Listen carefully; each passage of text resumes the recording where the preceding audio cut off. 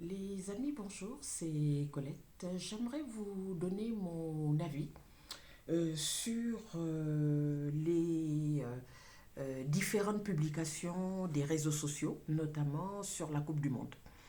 Alors, qu'est-ce que j'ai remarqué? Il y a eu beaucoup de vidéos, notamment sur des influenceurs qui sont à l'origine justement de ces publications-là, notamment sur l'affaire du Cameroun. Alors, de quoi s'agit-il? Comme vous le savez, le Cameroun a organisé la dernière Coupe d'Afrique des Nations, donc en début d'année 2022.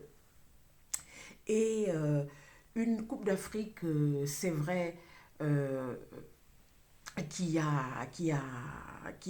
il y a eu des polémiques, dans le sens où on a accusé quelquefois la Fédération camerounaise de foot, la FECAFOOT, d'avoir été partiale, notamment avec le traitement de certaines équipes, des petites équipes, on va dire ça comme ça, notamment les Comores. Alors, un exemple concret que je peux donner, un exemple factuel, c'est l'histoire du transport des joueurs comoriens, au niveau du stade, qui ont été traînés dans les rues, qui ont perdu du temps, qui n'ont même pas eu le temps de se reposer, qui ont eu à peine le temps de mettre leur maillot, etc. etc. Donc voilà, un traitement en leur défaveur qui, selon certaines personnes, des influenceurs, des supporters, etc., serait à l'origine justement de leur défaite face aux pays organisateurs. Et aussi beaucoup d'autres choses. Donc la gestion, bien sûr, du Covid-19, comme vous le savez, puisque en début d'année 2002, il y avait encore la prolifération du virus. Et on a eu l'impression que lors de cette Coupe du Monde au Qatar, il y a eu comme, je dirais, un esprit revanchard dans la mesure où cette équipe du Cameroun était, on va dire, un peu le bouc émissaire, la bête à abattre, entre guillemets. Vous m'avez compris. Dans le sens où, étant donné qu'elle était qualifiée, on la guettait, hein, pour ne pas dire plus, on la guettait pour savoir comment elle allait faire pour se qualifier, comment est-ce qu'elle gérait cette Coupe du Monde, hors, bien sûr, de son contexte géographique.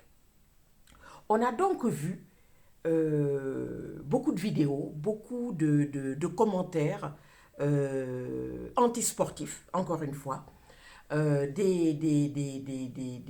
sorte de ce qu'on peut appeler maintenant du Cameroun bashing. Cameroun bashing qui vient du terme USA bashing, France bashing pour dire oui, on va contrer tel pays parce qu'on lui reproche de faire telle chose. En fait, voilà le point de départ de cette histoire. C'est-à-dire qu'on reproche au Cameroun d'avoir mal géré cette Coupe d'Afrique des Nations.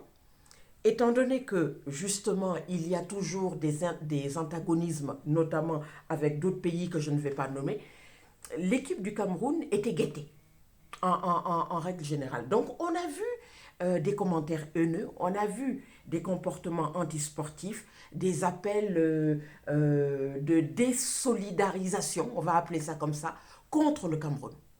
Moi, j'ai envie de dire ceci à ces influenceurs, aux citoyens du continent africain.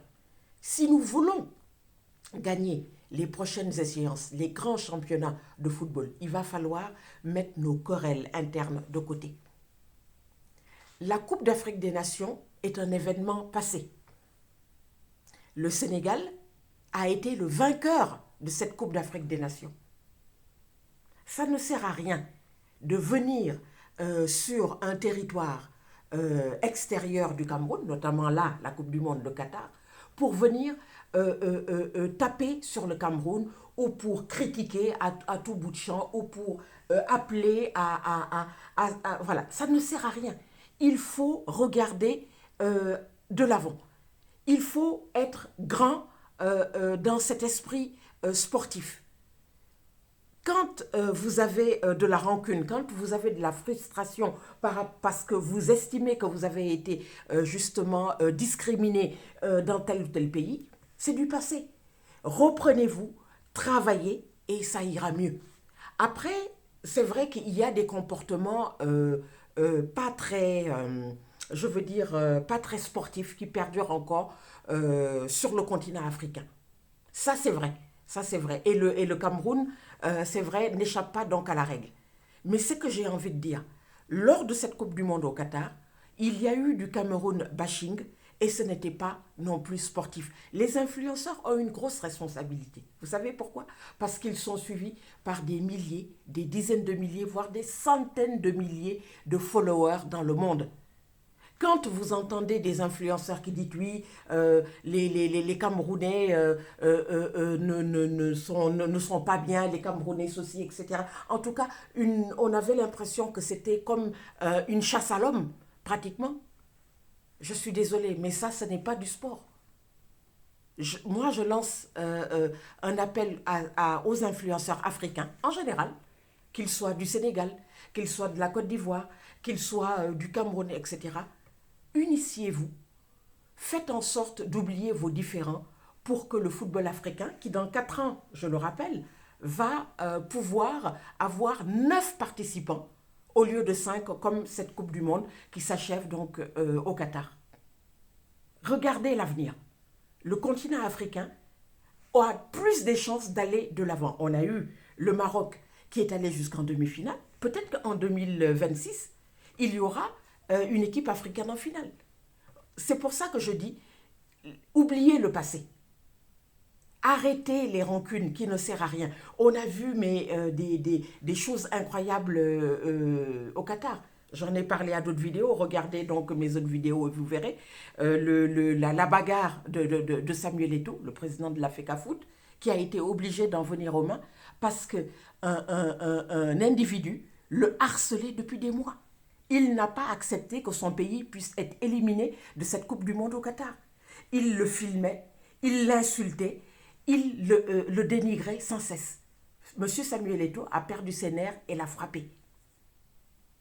Oubliez ces comportements antisportifs. Et les influenceurs, je lance un appel à tous ces influenceurs, vous avez une grosse responsabilité. Voilà, vous avez une énorme responsabilité. Arrêtez ces comportements antisportifs. L'Afrique a besoin de positivité. Si vous voulez que le sport avance sur le continent, il faut arrêter ces comportements antisportifs. On a besoin de s'unir et non de se jeter des pierres ou autre chose. On a tous nos chances, que ce soit le Sénégal, le Cameroun, la Côte d'Ivoire, le Maroc qui est allé en demi-finale, etc. Nous avons tous nos chances.